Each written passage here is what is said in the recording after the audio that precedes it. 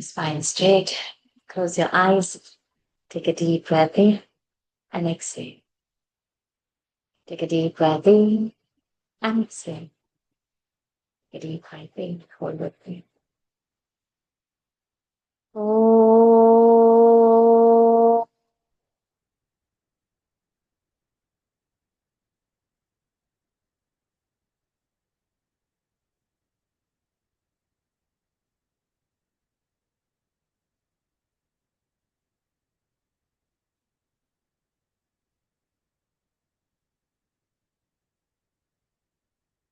Oh.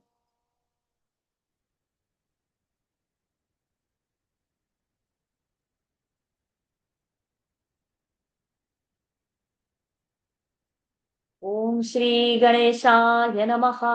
ॐ श्री सरस्वत्यै नमः। ॐ श्री गुरुभ्यो नमः। समस्तजनकल्याणे निरतं करुणामयं नमामि चिन्मयं देवं सद्गुरुं ब्रह्मविद्वरं सद्गुरुं ब्रह्मविद्वरम् यो अन्तः प्रविश्य मम वाचमिमां प्रसुप्तां सञ्जीवयत्यखिलशक्तिधरस्वधाम्ना अन्यांश हस्तचरणश्रवणत्वगादीन् प्राणान्नमो भगवते पुरुषाय तुभ्यम् प्राणान्नमो भगवते पुरुषाय तुभ्यम् ॐ नमो भगवते वासुदेवाय शुक्लाम्बरधरं विष्णुं शशिवर्णं चतुर्भुजं प्रसन्नवदनं ध्यायेत् सर्वविघ्नोपशान्तये ईश्वरः परमः कृष्णः सच्चिदानन्दविग्रहः अनादिरादिर्गोविन्दः सर्वकारणकारणम् कृष्णं नारायणं वन्दे कृष्णं वन्दे व्रजप्रियं कृष्णं द्वैपायनं वन्दे कृष्णं वन्दे प्रथासुतम् सच्चिदानन्दरूपाय विश्वोत्पत्त्यादिहेतवे तापत्रय विनाशाय श्रीकृष्णाय वयं नुमः रमापतिपदाम्भोज परिस्फुरति मानसम् सेनापतिमहं वन्दे विश्वक्सेनं निरन्तरम् प्रह्लाद नारद पराशर पुण्डरीक व्यासम्बरीश शुक शौनक भीष्मदाल्भ्यान् रुक्माङ्गदार्जुन वसिष्ठ विभीषणादीन् पुण्यानिमान् परमभागवतान् स्मरामि ॐ नमो भगवते वासुदेवाय जन्माद्यस्य यतोऽन्वयादितरतः चार्थेष्वभिज्ञस्वराट् तेने ब्रह्महृदाय आदिकवये मुह्यन्ति यत्सूरयः तेजो वारिमृदाय यथा विनिमयः यत्र त्रिसर्गो मृषा धाम्ना स्वेन सदा निरस्तकुहकम्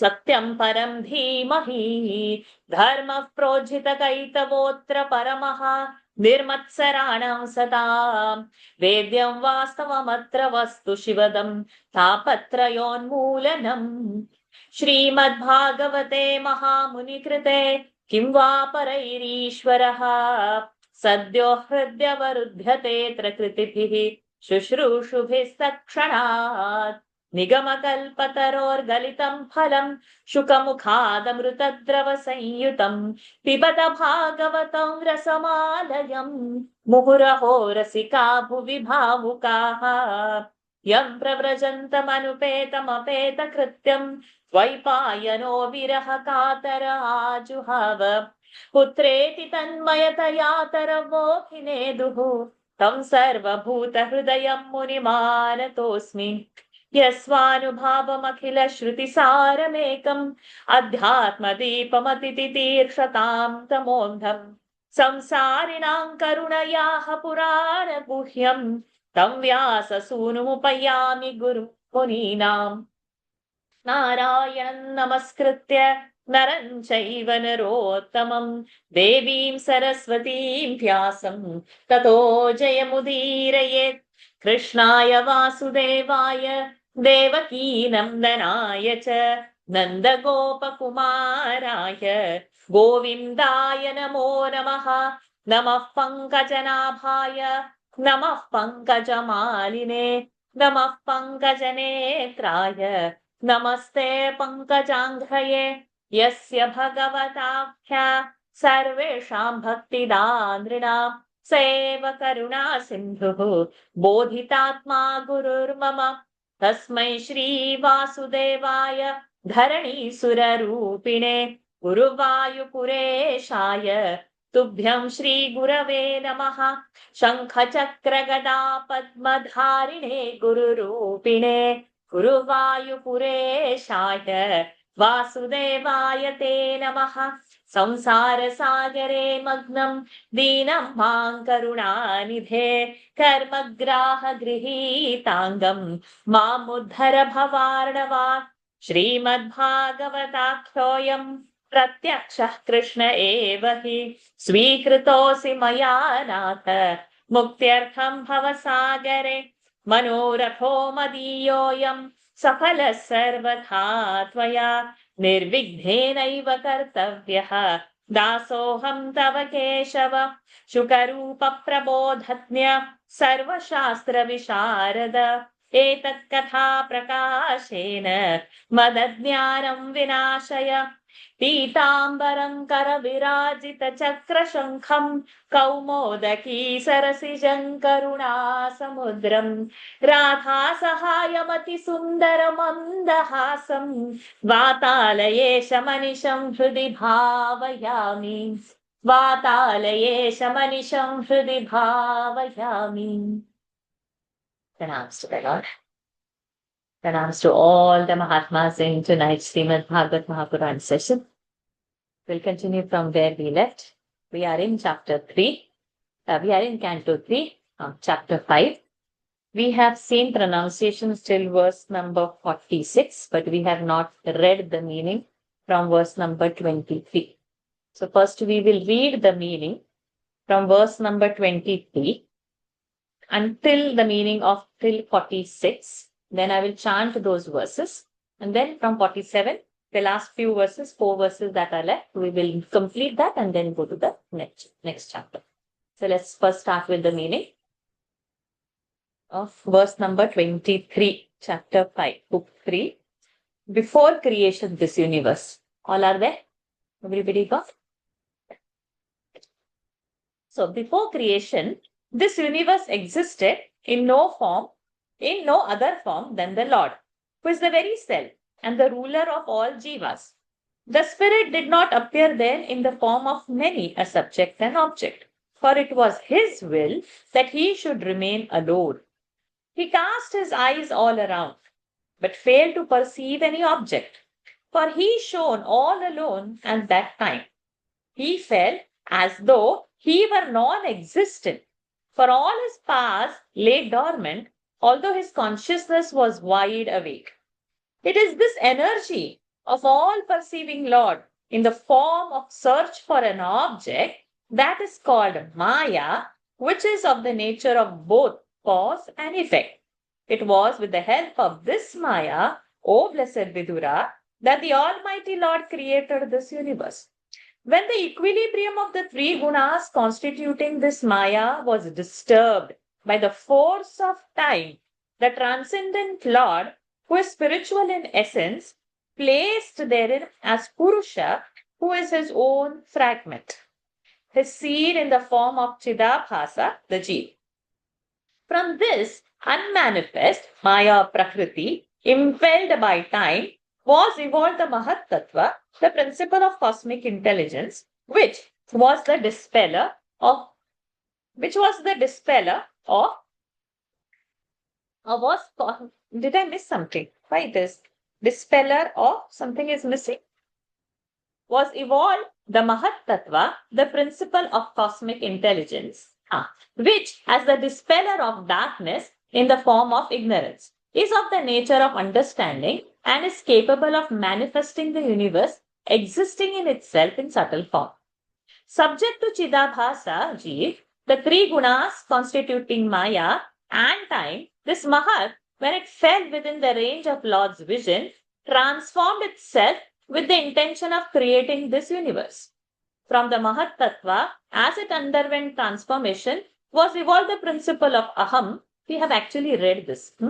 The ego, which being of the nature of Adhibhuta, Adhyatma and Adhideva. We have finished reading the meaning, but doesn't matter. We'll get a connection to what is happening.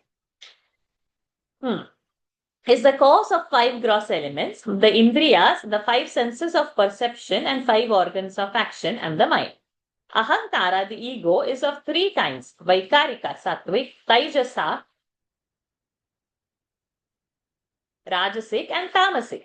From the Sattvic ego, as it underwent transformation, sprang up the mind as well as the deities presiding over the senses, who are all of Sattvic type, revealing as they do the objects of senses.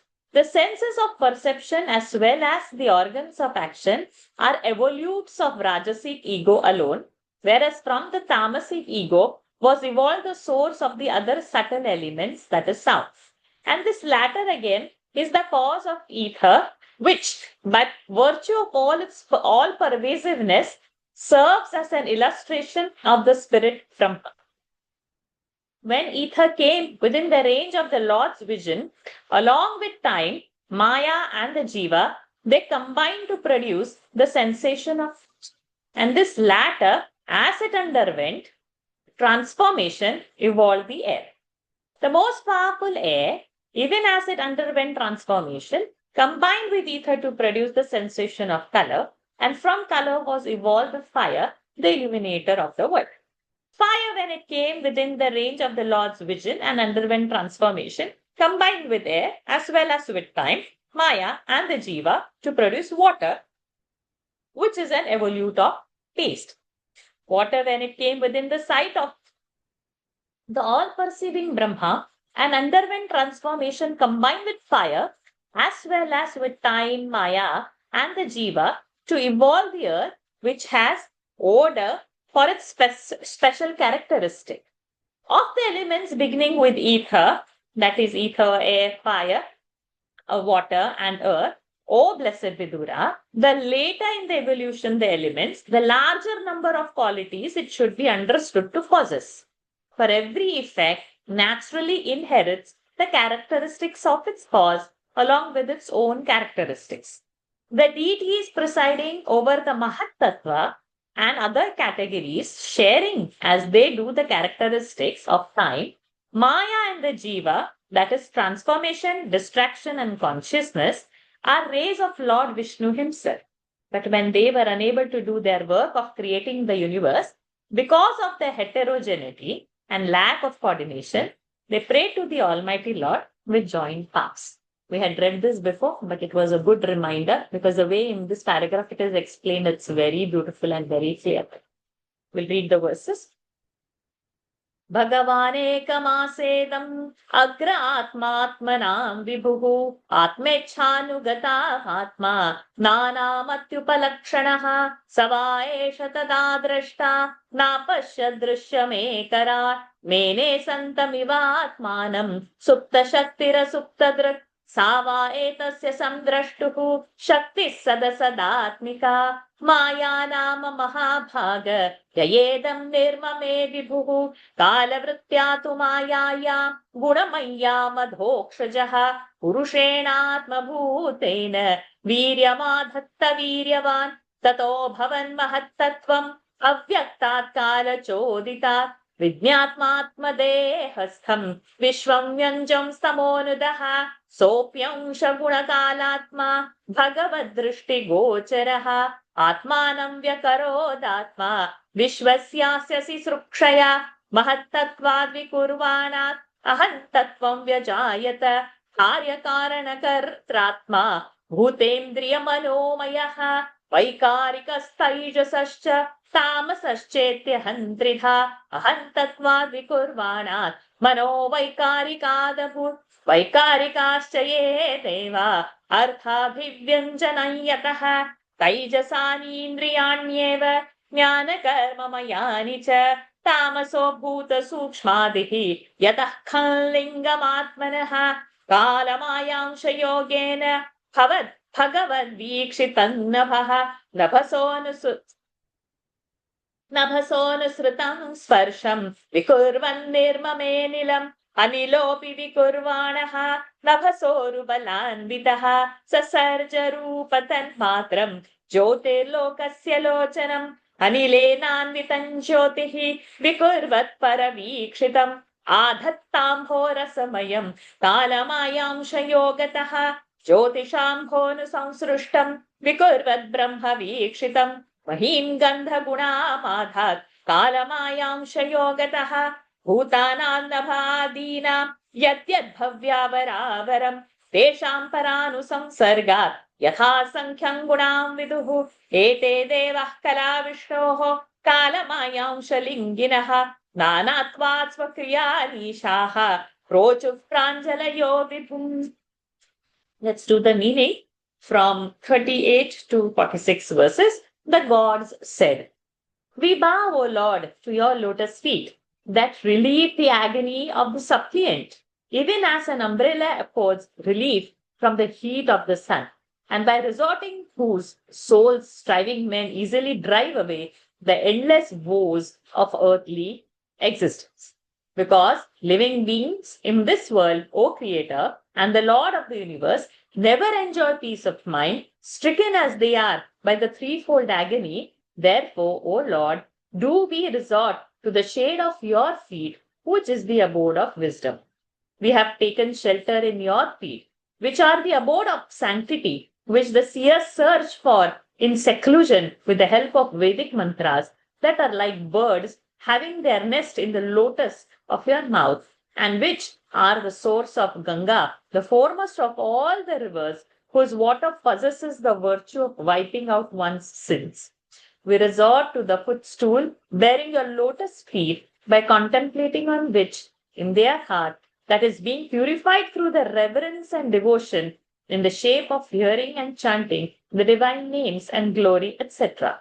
Your votaries succeed in controlling their mind with the help of wisdom strengthened by this passion. Underline that. Lord, you have descended into the world of matter for creating, preserving, and destroying the universe. We all take refuge in your lotus feet, which, when meditated upon, vouchsafe fearlessness to their worshippers. We resort, O Lord, to your lotus feet, which are far removed from inaccessible such men as have deep-rooted, though false, identification with their frail body and habitation, as well as with persons and things connected with them, looking upon them either as their very self or their own, even though you dwell in their own body heart as the inner controller. They whose inner mind is led astray by their senses that are ever moving among the unworthy objects of the world, O Suzerain Lord of wide renown, are therefore surely unable to see those devotees who enjoy the privilege of beholding the elegance of your graceful footsteps. They, on the other hand, O Lord, whose heart has been purified through devotion, intensified by drinking the nectar of your stories, duly attain that spiritual insight whose essence lies in dispassion, and easily ascend to your eternal abode, Vaikuntha. Even so, otherwise, men who have conquered your most powerful Prakriti, Maya, by force of yoga, consisting in concentration of mind on the self, undoubtedly enter you, the Supreme Spirit, though their hardship is great, whereas there is no hardship in adoring you. देवाऊचुः नमामते देवपदारविन्दम् प्रपन्नतापोपशमातपत्रम् यन्मूलकेतायतयोञ्जसोरु संसारदुःखम् बहिरुत्क्षिपन्ति धातर्यदस्मिन् भवैष जीवाः तापत्रयेणोपहता न शर्म आत्मल्लभन्ते भगवंस्तवाङ्गीच्छायां सविद्यामताश्रयेम मार्गन्ति यत्ते मुखपद्मनीडैः छन्दः सुपर्णैर्षयो विविक्ते यस्याघमर्षोदसरिद्वरायाः पदं पदन्तीर्घपदः प्रपन्नाः यच्छ्रद्धया श्रुतवत्या च भक्त्या समृज्यमाने हृदये वधाय ज्ञानेन वैराग्यबलेन धीराः व्रजेम तत्तेऽङ्घ्रिसरोजपीठम् विश्वस्य जन्मस्थितिसंयमार्थे कृतावतारस्य पदाम्बुजं ते प्रजेम सर्वे शरणय्यदीश स्मृतं प्रयच्छत्यभयं स्वपुंसाम् यत्सानुबन्धे सति देहगेहे ममाहमित्यूढदुराग्रहाणाम् पुंसां सुदूरं वसतोऽपि पुर्यां भजेम तत्ते भगवन् पदाब्जम् तान् वैह्य सत्वृत्तिभिरक्षिभिर्ये पराहतान्तर्मनसः परेश अथो न पश्यन्त्युरुगाय नूनम् ये ते पदन्यासविलासलक्ष्म्याः पानेन ते देव कथा सुधायाः प्रवृद्धभक्त्या विशदाशयाये वैराग्यसारं प्रतिलभ्य बोधं यथाञ्जसान्वीयुर कुण्ठधिष्ण्यम् तथा परेच्छात्मसमाधियोगबलेन जित्वा प्रकृतिं बलिष्ठाम् त्वामेव धीराः पुरुषं विशन्ति तेषां श्रमस्यान्न तु सेवयाते. So we have seen till here, and now let's go ahead, finish the chapter with the last 4 verses, read the meaning, and then get into the 6th chapter directly. Those who want to volunteer for chanting, please raise your hands. Let me take it up.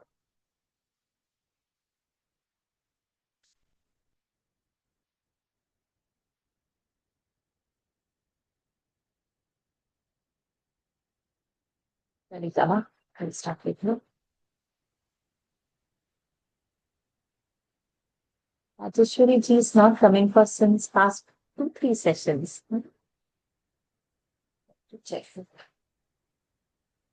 Verse number 47.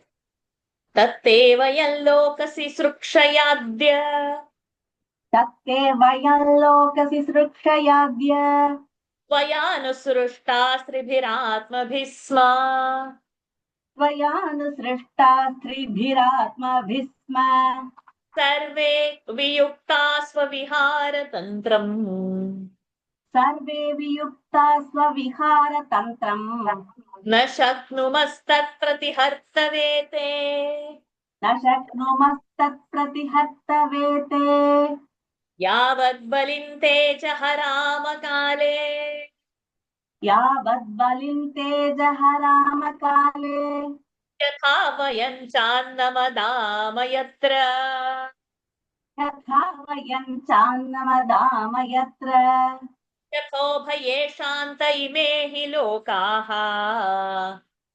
यथोभये शान्त इमे हि लोकाः बलिं हरन्तोन्न मदन्त्यनूहाः बलिं हरन्तोन्न मदन्त्यनूहाः वन्नः सुराणामसि सान्वयाना तन्नः सुराणामसि सान्वयानाम् कूटस्थाद्यः पुरुषः पुराणः कूटस्थ आद्यः पुरुषः पुराणः त्वन्देव शक्त्याङ्गुणकर्म योनौ तन्देव शक्त्याङ्गुणकर्मयोनौ रेतस्त्वजायां कविमादधेजः रेतस्वजायां कविमादथेजः ततो वयं सत्प्रमुखा यदर्थे ततो वयं सत्प्रमुखा यदर्थे बभूविमात्मन् करवाम किन्ते बभूविमात्मन् करवाम किन्ते वन्नस्वचक्षुः परिदेहि शक्त्या तन्नस्वचक्षुः परिदेहि शक्त्या देवक्रियार्थे यदनुग्रहाणा देवक्रियार्थे यदनुग्रहाणाम् ॐ तत्सत् ॐ तत्सत् इति श्रीमद्भागवते महापुराणे इति श्रीमद्भागवते महापुराणे पारमहंस्यां संहिताया पारमहंस्यां संहितायां तृतीयस्कन्धे पञ्चमोऽध्यायः हरि ओम् तत्सत्. तृतीयस्कन्धे पञ्चमोऽध्यायः हरि ओम् तत्सत् तत्ते वयं लोकसि सृक्षयाद्य त्वयानुसृष्टा स्त्रिभिरात्मभिः स्म सर्वे वियुक्ता स्वविहारतन्त्रम् न शक्नुमस्तत्प्रतिहर्तवेते यावद्बलिं ते जहरामकाले यथा वयं चान्न वदाम यत्र यथो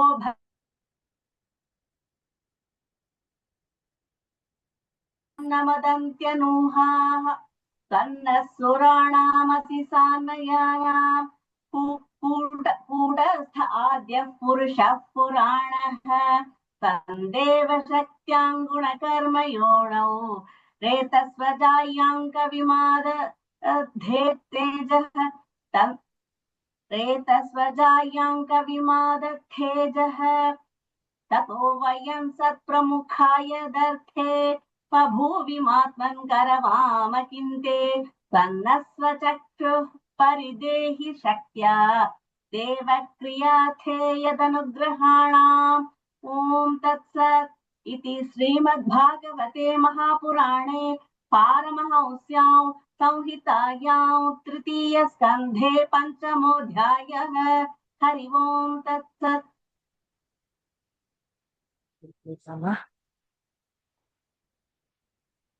Oh, primal Lord, we, who are ever yours, have been created by you, one after another, with the help of three gunas, sattva, rajas, tamas, that constitute our very nature, with the intention of evolving the universe. Yet, possessed as we are of diversified nature, we are all disjoined, independent of one another, and hence incapable of taking concerted action. That is why we are unable to evolve and present to you the universe which will serve as a means of carrying on your future pastimes. Therefore, O unborn Lord, devise some means whereby we may be enabled to create the universe and other offer our tribute to you in its entirety at the allotted time, and whereby we may also derive our sustenance, and all the beings that come hereafter may be securely placed and get their food without any let or hindrance, offering their attribute to you as well as to us. You, the immutable ancient person alone, are the prime cause of us gods as well as the other evolutes. It was you again, O unborn Lord, who of yore placed the seed in the form of the conscious Jiva in the womb of your energy, Maya, who is the source of the three gunas as well as of all activity. O Supreme Spirit, what shall we, the deities presiding over the Mahat and others, do for you, since that is the purpose of which we are born? O Lord, we depend on your grace alone. Therefore, for success in the work of creation, pray, confer on us your divine vision along with your creative energy. Thus ends the fifth discourse in the book 3 of the great and glorious Bhagavad Purana, otherwise known as Paramahamsa Samhita. तत्ते वयं लोकसि सृक्षयाद्य त्वयानुसृष्टास्त्रिभिरात्मभिः स्म सर्वे वियुक्ताः स्वविहारतन्त्रम् न शक्नुमस्तत्प्रतिहर्तवेते यावद्बलिं ते जहरामकाले यथा वयं चान्नमदाम यत्र यथोभयेषान्त इमे हि लोकाः बलिं हरन्तोन्नमदन्त्यनूहाः त्वं न सुराणामसि सान्वयानाम् कूटस्थाद्यः पुरुषः पुराणः त्वं देव शक्त्यां गुणकर्मयोनौ रेतस्त्वचायां कविमादधेजः ततो वयं सत्प्रमुखाय दर्थे बभूविमात्मन् करवाम किन्ते त्वन्न स्वचक्षुः परिदेहि शक्त्या देवक्रियार्थे यदनुग्रहाणाम् ॐ तत्सत् इति श्रीमद्भागवते महापुराणे पारमहंस्यां संहितायां तृतीयस्कन्धे पञ्चमोऽध्यायः हरि ओम् तत्सत्. Offering this chapter to Lord, let's jump into the next chapter immediately without any delay. Let's continue. Shashtodhyayah, appearance of the cosmic body. Rishiruvacha ऋषिरुवाच iti tasam swashaktina इति तासां स्वशक्तीनां tati nama sametya saha सती नाम समेत्य सः प्रसुप्तलोकतन्त्राणाम् प्रसुप्तलोकतन्त्राणाम् निशाम्य गतिमीश्वरः निशाम्य गतिमीश्वरः कालसंज्ञां तदा देवीम् कालसंज्ञां तदा देवीं बिभ्रच्छक्तिमुरुक्रमः बिभ्रच्छक्तिमुरुक्रमः त्रयोविंशतितत्त्वानाम् त्रयोविंशतितत्त्वानां गणैयुगपदाविशत् गणैयुगपदाविशत् सोऽनुप्रविष्टो भगवान् सोऽनुप्रविष्टो भगवान् प्रण चेष्टारूपेण तङ्गणम् चेष्टारूपेण तङ्गणम्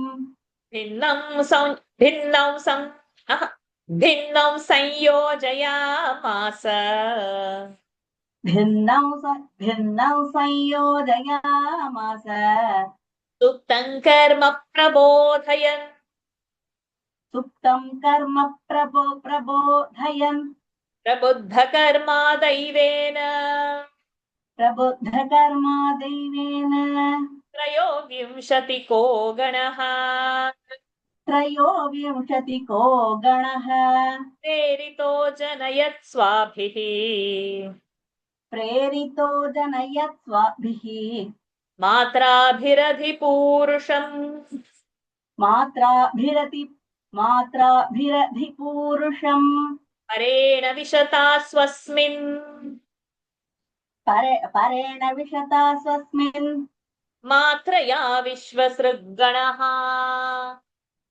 मात्रया विश्वसृग्गणः चुक्षोभान्योन्यमासाद्य चुक्षोभान्योन्यमासाद्य यस्मिल्लोकाश्चराचराः यस्मिल्लोकाश्चराचराः हिरण्मयः स पुरुषः हिरण्मयः सः पुरुषः सहस्रपरिवत्सरा सहस्रपरिवत्सरान् आण्डकोश उवा साप्सु आण्डकोश उवासाप्सु सर्वसत्त्वोपबृंहितः सर्वसत्त्वोपबृंहितः स वै विश्वसृजाङ्गर्भः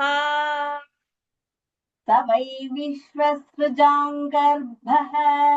देवकर्मात्मशक्तिमान् देवकर्मात्मशक्तिमान् विबभाजात्मनात्मानम् विबभाजात्मनात्मानम् एकधा दशधा त्रिधा एकधा दशधा त्रिधा एष ह्यशेषसत्त्वानाम्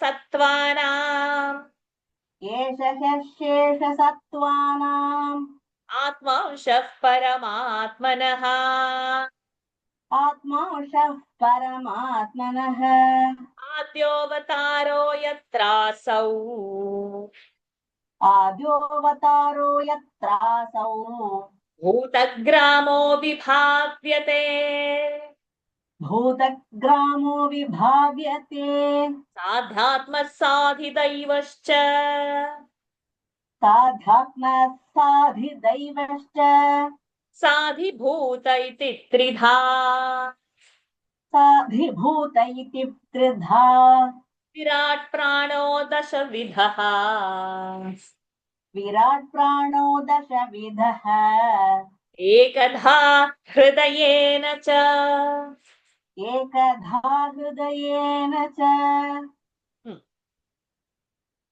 ऋषिरुवाच इति तासां स्वशक्तीनां सतीनामसमेत्य सः प्रसुप्तलोकतन्त्राणां निशाम्य गतिमीश्वरः कालसंज्ञां तदा देवीं बिभ्रच्छक्तिमुरुक्रमः त्रयोविंशतितत्त्वानां गणयुगपदाविशत् सोऽनुप्रविष्टो भगवान् चेष्टारूपेण तङ्गणम् भिन्नौ संयोजयामास सुप्तं कर्म प्रबुद्धकर्मा दैवेन त्रयोविंशतिको गणः प्रेरितो जनयत् प्रेरितो जनयत्वाभिः मात्राभिरधि पूरुषम् परेण विशता स्वस्मिन् मात्रया विश्वसृग्गणः चुक्षोभान्यान्यमासाद्य चराचराः हिरण्मयः स पुरुषः सहस्रपरिवत्सरान् आण्डकोशा उवासाप्सु सर्वसत्त्वोपबृंहितः स वै विश्वसृजाङ्गर्भः देवकर्मात्मशक्तिमान् विबभाजात्मनात्मानम् एकधादशधात्रिधा एष ह्येष सत्त्वानाम् आत्मांशः परमात्मनः आद्योऽवतारो यत्रासौ भूतग्रामो विभाव्यते साध्यात्मस्साधिदैवश्च साधिभूत इति त्रिधा विराट् प्राणो दशविधः एकधा हृदयेन च. The sage Maitreya said, when the Almighty Lord saw that his own powers, the Mahatattva and the rest, were unable to start the work of creating the universe because there was no harmony among them, he assumed his divine potency, known by the name of Kala, right? And simultaneously entered the 23 categories, that is Mahatattva, the ego, the 5 senses of perception, 5 organs of action, and the mind, 5 subtle elements, and the 5 gross elements, Tanmatra and Panchatanmatra and Panchamahatma. Having entered these categories that stood disconnected, he united them by his active power, stimulating their dormant energy. When they were thus roused into the activity, the 23 categories, impelled as they were by God, evolved the cosmic body out of their own parts. In other words, even as the Supreme entered them, that group of 23 categories which had taken upon themselves the work of creating the universe partially underwent transformation as a result of mutual cooperation. It is this transformation of the 23 categories which goes by the name of cosmic body, the abode of the whole animate and inanimate creation. That all effulgent cosmic beings dwelt with all the jivas that lay dormant in an unmanifest state for 1,000 celestial years, 360,000 human years, in the space having the shape of the interior of an egg with water surrounding it on all sides. That cosmic body, the evolute of the categories, entrusted with the work of creating the universe, endowed as it was with knowledge, activity, and the power of enjoyment, manifested itself on its own accord as one, the heart, as 10, the 10 vitalists, and as 3, Adhyatmic, Adhidaivik, and Adhibhotik aspects. As the totality of all the jivas, he is the sole support of all living beings. As an embodied spirit, he is a part of manifestation of Supreme Spirit, and as the first manifestation of reality, he is the prime avatara. The entire living creation takes its shape in him. As possessed of Adhyatma, Adhidaiva, and Adhibhuta, a cosmic being is of 3 kinds. As the prana, he is of 10 kinds, and as the heart, he is only 1. There is a big footnote. We take it as a homework to read those footnotes so that you will know all the prana names and everything happening out over there. We can save the class time.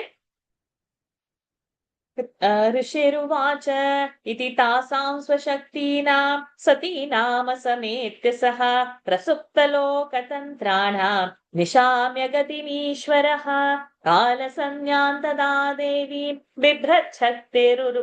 बिभ्रच्छक्तिमुरुक्रमः त्रयोविंशतितत्त्वानां गणैयुगपदाविशत् सोऽनुप्रविष्टो भगवान् चेष्टारूपेण तङ्गणम् भिन्नं संयोजयामास सुप्तं कर्म प्रबोधयन् प्रबुद्धकर्मा दैवेन त्रयोविंशतिको गणः प्रेरितो जनयत् स्वाभिः मात्राभिरधिपूरुषम् परेण विशता स्वस्मिन् मात्रया विश्वसृग्गणः चक्षोभान्योन्यमासाद्य यस्मिन् लोकाश्चराचराः हिरण्मयः स पुरुषः सहस्रपरिवत्सरान् आण्डकोश उवासाप्सु सर्वसत्त्वोपबृंहितः स वै विश्वसृजाङ्गर्भः देवकर्मात्मशक्तिमान् विभजात्मानमात्मानं विबभाजात्मनात्मानम् एकधा दशधा त्रिधा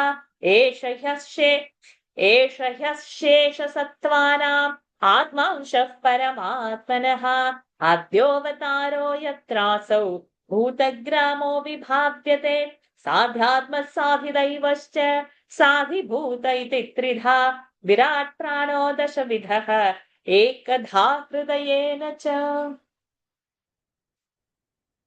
Venkateshi, we'll do the next 8 verses. And that paragraph will be completed by Radhakrishnan ji doing the next 8 verses.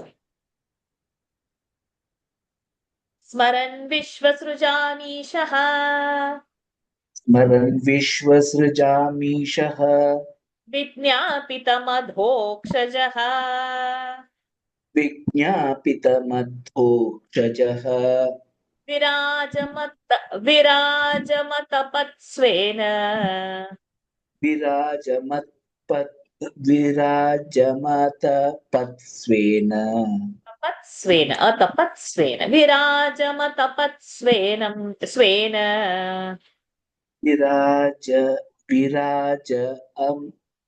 Amrut Virajamatapatsvenam Svenam विराजमतपत्स्वेन Virajamatapatsvenam.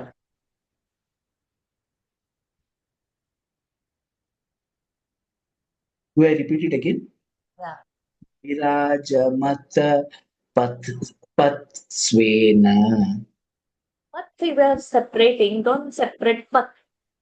Virajamatapatsvena. Keep it together.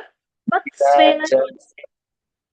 विराजमतपत्स्वेन Tejasaisham vivruttaye.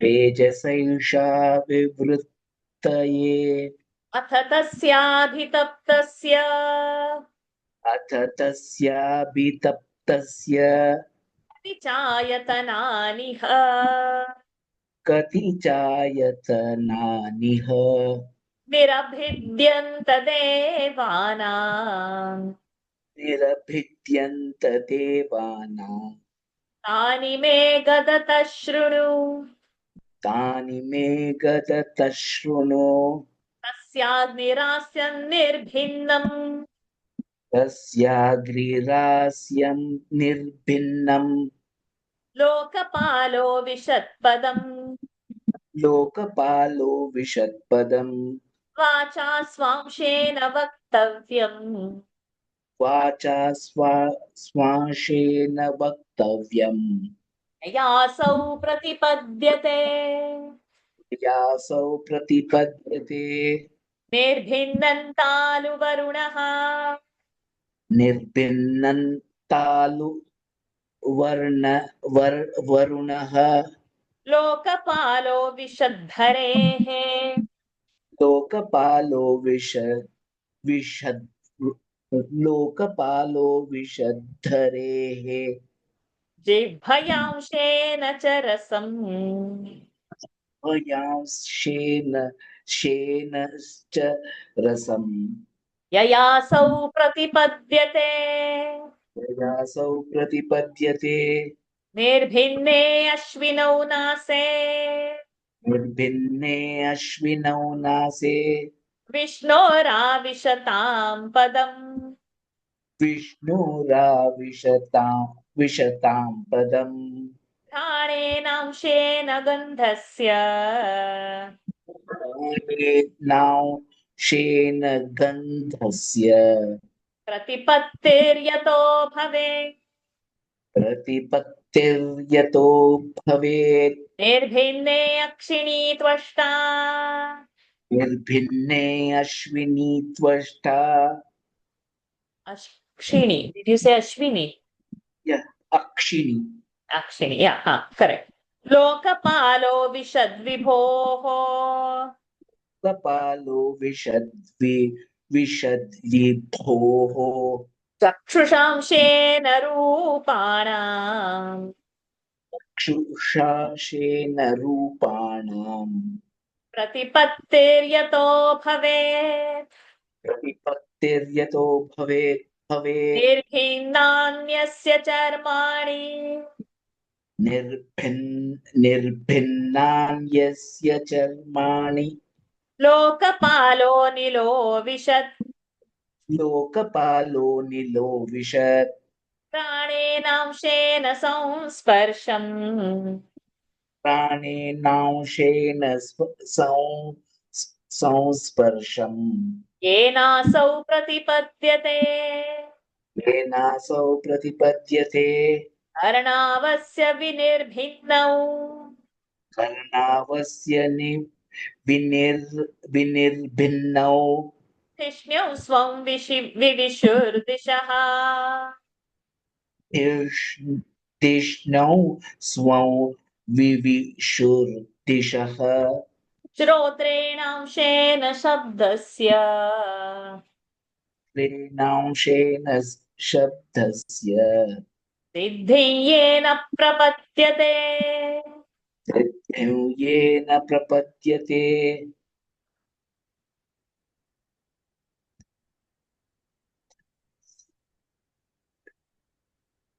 Yeah, okay, this is 8, right? 1, 2, 3, 4, 5, 6, 7, 8, okay. स्मरन्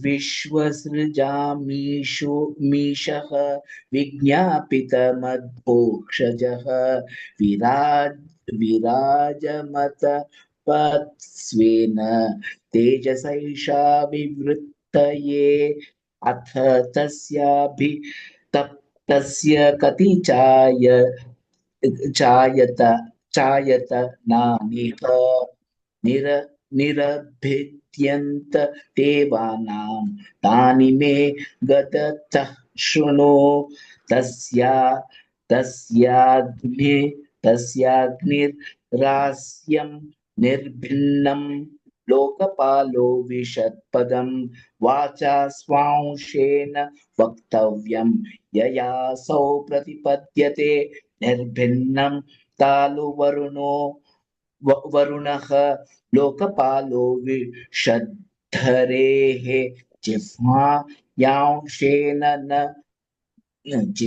जिह्वायांशेन च रसं ययासौ प्रतिपद्यते निर्भिन्ने अश्विनौ नासे विशतां पदं घ्राणेनांशेन गन्धस्य प्रतिपत्तिर्यतो भवेत् निर्भिन्ने अक्षिणी त्वष्टा लोकपालो विशद्विभोः चक्षुषांशेन रूपाणां प्रतिपत्तिर्यतो भवेत् निर्भिन्नान्यस्य चर्माणि लोकपालो निलो विशत् प्राणेनांशेन संस्पर्शम् येनासौ प्रतिपद्यते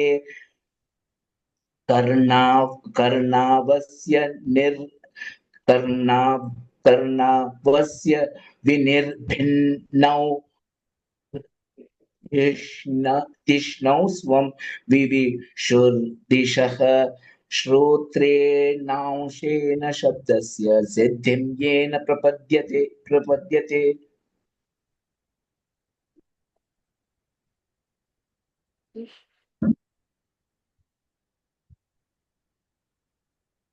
Radha Krishnaji for the next 8 verses.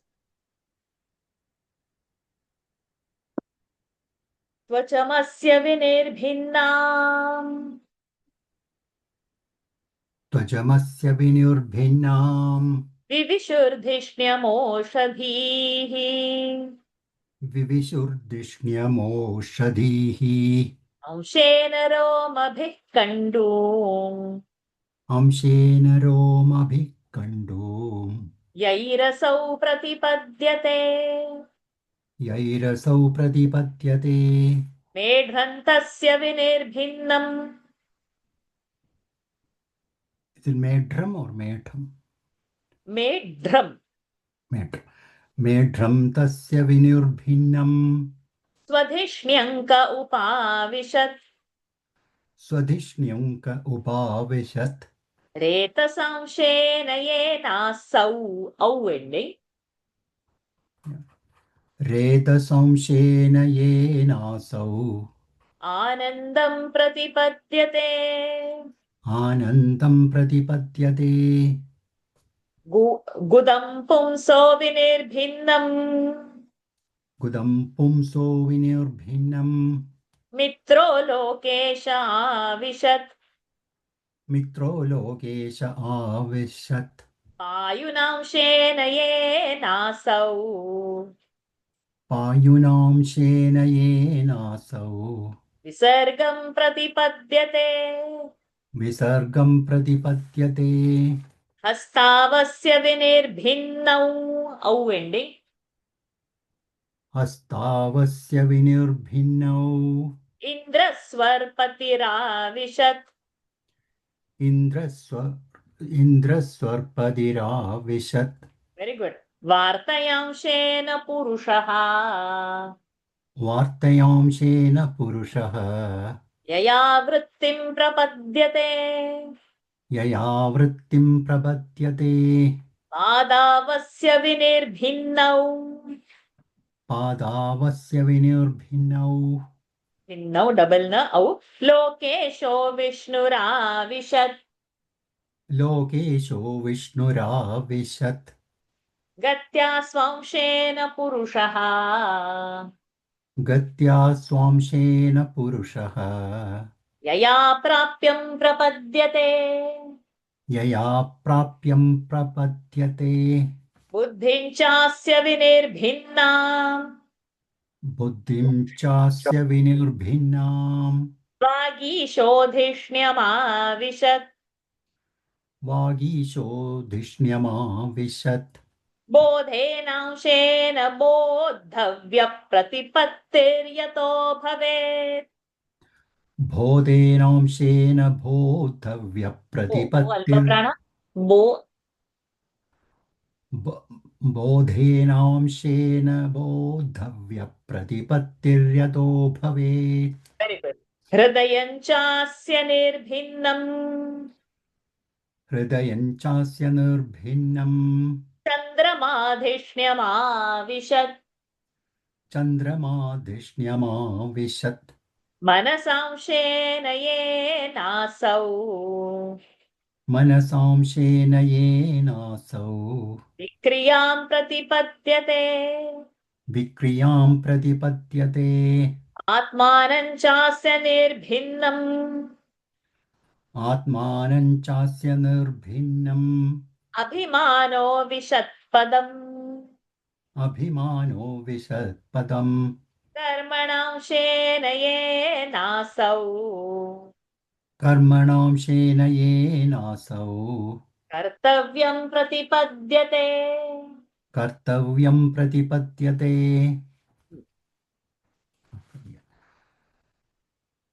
त्वचमस्य त्वजमस्य विनिर्भिन्नाम् विविशुर्दिष्ण्यमौषधीः अंशेन रोमभिः कण्डूम् येरसौ प्रतिपद्यते मेढ्रं तस्य विनिर्भिन्नं स्वधिष्ण्यङ्क उपाविशद् रेदसंशेन येनासौ आनन्दं प्रतिपद्यते गुदं पुंसो विनिर्भिन्नं मित्रो लोकेश आविशत् पायुनांशेन वेनासौ विसर्गं प्रतिपद्यते हस्तावस्य विनिर्भिन्नौ इन्द्रस्वर्पदिराविशद् वार्तयांशेन पुरुषः यया वृत्तिं प्रपद्यते पादावस्य विनिर्भिन्नौ लोकेशो विष्णुराविशद् गत्या स्वांशेन पुरुषः यया प्राप्यं प्रपद्यते बुद्धिं चास्य विनिर्भिन्नां वागीशो धिष्ण्यमाविशत् बोधेनांशेन बोधव्यप्रतिपत्तिर्यतो भवेत् हृदयं चास्य निर्भिन्नं चन्द्रमाधिष्ण्यमाविशत् मनसांशेन येनासौ विक्रियां प्रतिपद्यते आत्मानं चास्य निर्भिन्नौ आत्मानो निर्भिन्नं आत्मानं चास्य निर्भिन्नम् अभिमानो विशत्पदं कर्मणांशेन येनासौ कर्तव्यं प्रतिपद्यते. Radha-Krishnanji, we'll read the meaning and I will read the slokas if we have time later. Let's complete the chapter by doing the verses. Lataji, you will do next 8 verses.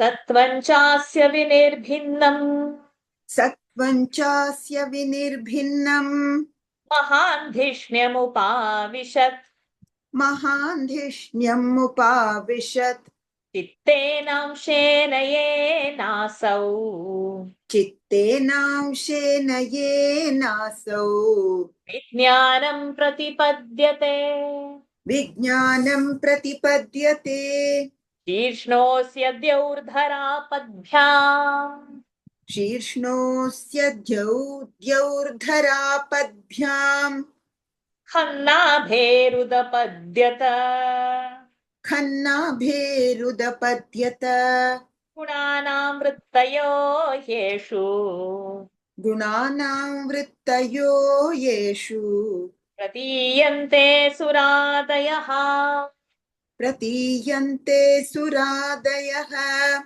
आत्यन्तिकेन सत्त्वेन आत्यन्तिकेन सत्त्वेन दिवं देवाः प्रपेदिरे दिवं देवाः प्रपेदिरे धरां रजस्वभावेन धरां रजस्वभावेन पणयो ये च ताननु पणयो ये च ताननु कार्तीयेन स्वभावेन कार्तीयेन स्वभावेन भगवन्नाभिमाश्रिताः भगवन्नाभिमाश्रिताः उभयोरन्तरं व्योम उभयोरन्तरं व्योम ये रुद्रपार्षदाङ्गणाः ये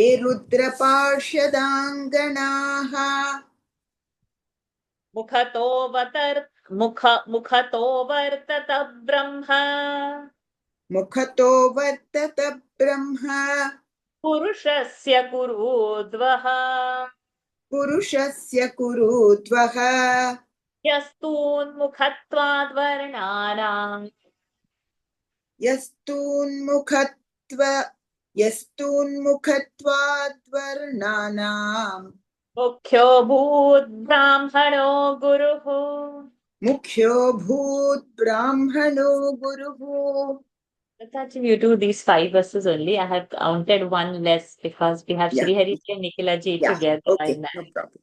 सत्त्वञ्चास्य विनिर्भिन्नं महानिष्ण्यम् उपाविशत् चित्तेनांशेन येनासौ विज्ञानं प्रतिपद्यते शीर्ष्णोऽस्य द्यौर्धरापद्भ्यां खन्नाभिरुदपद्यत गुणानां वृत्तयो येषु प्रतीयन्ते सुरादयः आत्यन्तिकेन सत्त्वेन दिवं देवाः प्रपेदिरे धरां रजस्वभावेन पणयो ये च ताननु तार्तीयेन स्वभावेन भगवन्नाभिमाश्रिताः उभयोरन्तरं व्योम ये रुद्रपार्षदाङ्गणाः मुखतो वर्तत ब्रह्म पुरुषस्य कुरुद्वः यस्तून्मुखत्वाद्वर्णानां मुख्योद्भूत ब्राह्मणो गुरुः Mukhatvat varana. Okay. Thank you. यस्तून्मुखत्वाद् वर्ण. Okay. Varana. Thank you, Lataji. Thank you. Thank you, Lataji. 5 verses and then the last 5 verses for Sri Hariji. Okay. Bahubhyo vartata kshatram बाहुभ्यो वर्तत क्षत्रम् kshatriyastadanuvrataha क्षत्रियस्तदनुव्रतः यो जातस्त्रायते वर्णान् यो जातस्त्रायते वर्णान् पौरुषः कण्टकक्षतात् पौरुषः कण्टकक्षतात् दिशो वर्तन्त तस्योर्वोः द्विषोर्वर्तन्त तस्योर्वोः लोकवृत्तिकरीर्विभोः लोकवृत्तिकरीर्विभोः वैश्यस्तदुद्भवो वार्ताम् वैश्यस्तदुद्भवो वार्ताम् तृणाय समवर्तयत् ऋणाय समवर्तयत् पद्भ्याम् भगवतो जज्ञे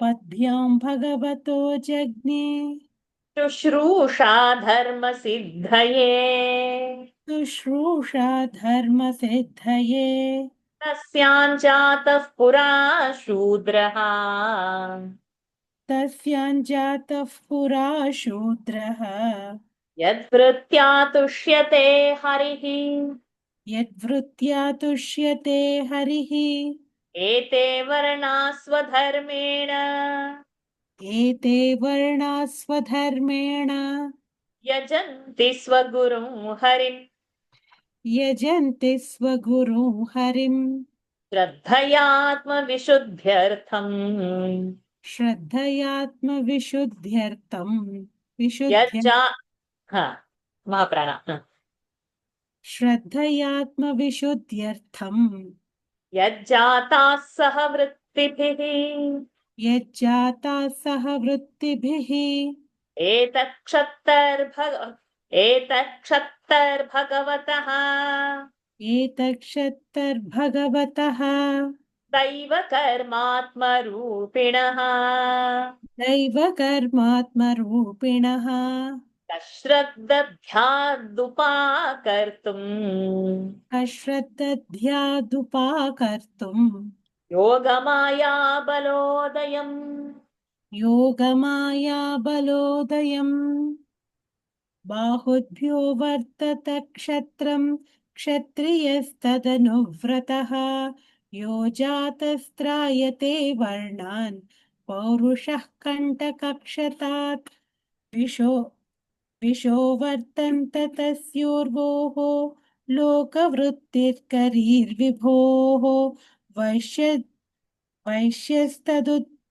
वैश्यस्तदुद्भवो वार्ताम् ऋणाय समवर्तयत् पद्भ्यां भगवतो जज्ञे शुश्रूषा धर्मसिद्धये तस्याञ्जातः पुरा शूद्रः यद्वृत्त्या तुष्यते हरिः एते वर्णा स्वधर्मेण यजन्ति स्वगुरुं हरिं श्रद्धयात्मा विशुद्ध्यार्थम् यज्जात विशुद्ध्यर्थम् श्रद्धयात्मा विशुद्ध्यर्थम् श्रद्धयात्म नो आंकी मात्रा श्रद्धयात्मविशुद्ध्यर्थम् श्रद्धयात्मविशुद्ध्यर्थम् यज्जाता सह वृत्तिभिः एतक्षत्तर्भगवतः दैवकर्मात्मरूपिणः कश्रद्धयादु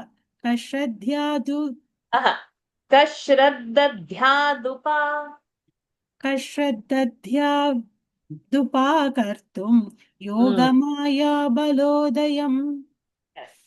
Next, 5. अथापि कीर्तयाम्यङ्गः. Yeah, sorry. अथापि कीर्तयाम्यङ्ग. अथापि कीर्तयाम्यङ्ग यथामति यथा श्रुतम्. यथा मति यथा श्रुतम् कीर्तिं हरे स्वां सत्कर्तुम्. कीर्तिं हरे स्वां सत्कर्तुम् गिरमन्याभिधासति. गिरमन्याभिधासतीम् एकान्तलाभं वचसोऽनुपुंसा. एकान्तलाभं वचसोऽनुपुंसाम् सुश्लोकमौलेर्गुणवादमाहुः. सुश्लोकमौलेर्गुणवादमाहुः श्रुतेश्च विद्वद्भिरुपाकृताया. श्रुतेश्च विद्वद्भिरुपाकृतायाम् तथा सुधायामुपसंप्रयोगम्. कथासुधायामुपसम्प्रयोगम् आत्मनो वसितो वत्स. आत्मनो वसितो वत्स महिमा कविनादिना. महिमा कविनादिना संवत्सरसहस्रान्ते. संवत्सरसहस्रान्ते या योगविपक्वया. धिया योगविपक्वया अतो भगवतो माया. अतो भगवतो माया मायिनामपि मोहिनी. मायिनामपि मोहिनी यत्स्वयं चात्मवर्त्मात्मा. यत्स्वयं चात्मवर्त्मात्मा न वेद किमुता परे. न वेद किमुता परे यतो प्राप्यन्यवर्तन्त. यतो प्राप्यन्यवर्तन्त वाचश्च मनसा सह. वाचश्च मनसा सह अहं चान्य इमे देवाः. अहं चान्य इमे देवाः तस्मै भगवते नमः. तस्मै भगवते नमः ॐ तत्सत्. ॐ तत्सत् इति श्रीमद्भागवते महापुराणे इति श्रीमद्भागवते महापुराणे पारमहंस्यां संहिताया पारमहंस्यां संहितायां तृतीयस्कन्धे षष्ठोऽध्यायः. हरि ओम् तत्सत्. तृतीयस्कन्धे षष्ठोऽध्यायः हरि ओम् तत्सत्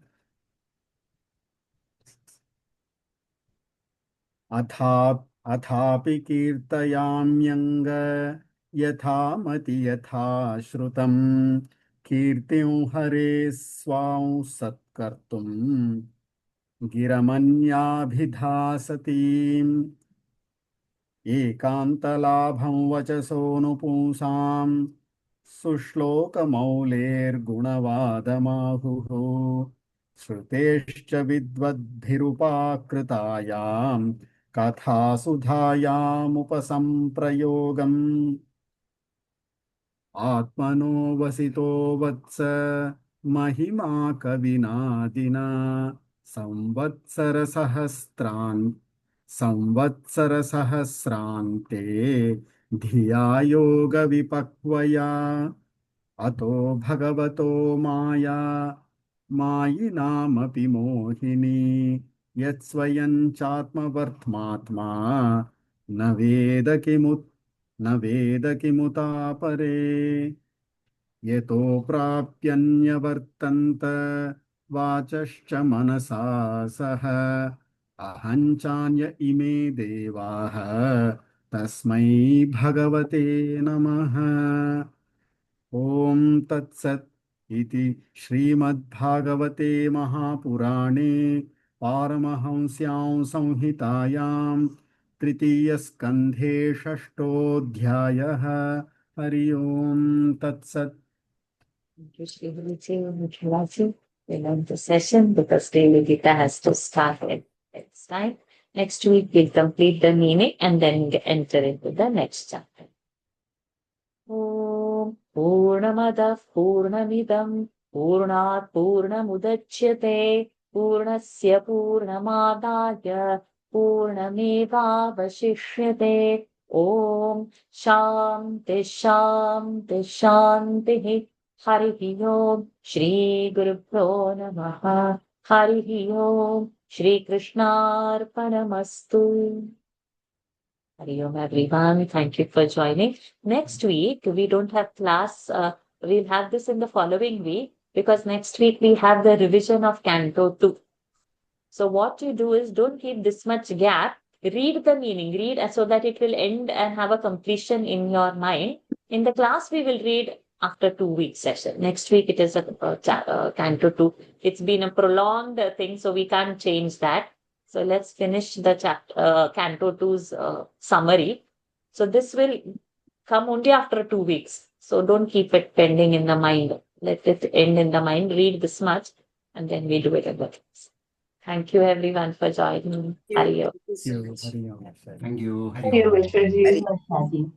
Hari Om. Yeah.